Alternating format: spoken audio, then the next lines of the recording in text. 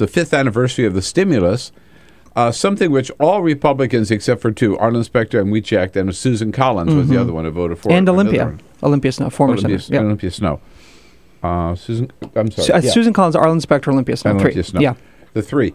Other than that, all Republicans opposed it. But when they started handing out the money, it was a different story, right? Oh, different story entirely. We did, back in 2009, we tracked this closely. Li Fong, who used to work at Think Progress, kind of took this on. And the report we put out back in the end of 2009 found it was more than half, it was something like 115 Republicans, all of whom voted against this stimulus, minus those 3.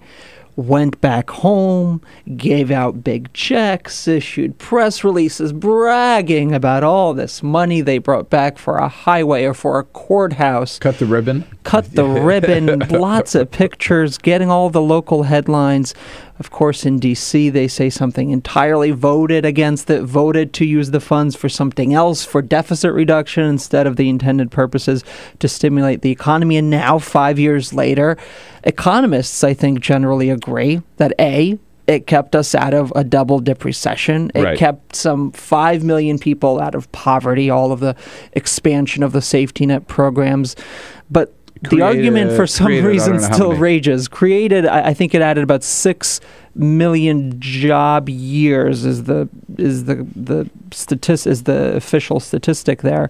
But Republicans spent all of yesterday and are going to spend, I think, a lot of this week claiming that it didn't work, even though their actions back home prove that it did. Right.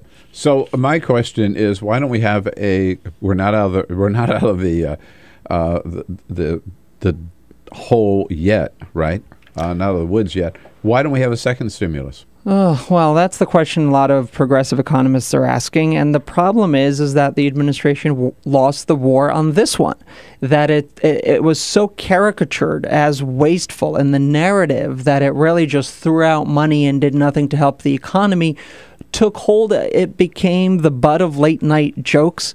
And I think you saw after the stimulus took effect, the administration tried to kind of talk about more spending. And you remember, you were in these press briefings. They're so sensitive to calling anything a second stimulus. They used any other term under the sun because of the political toxicity of the term, of the issue.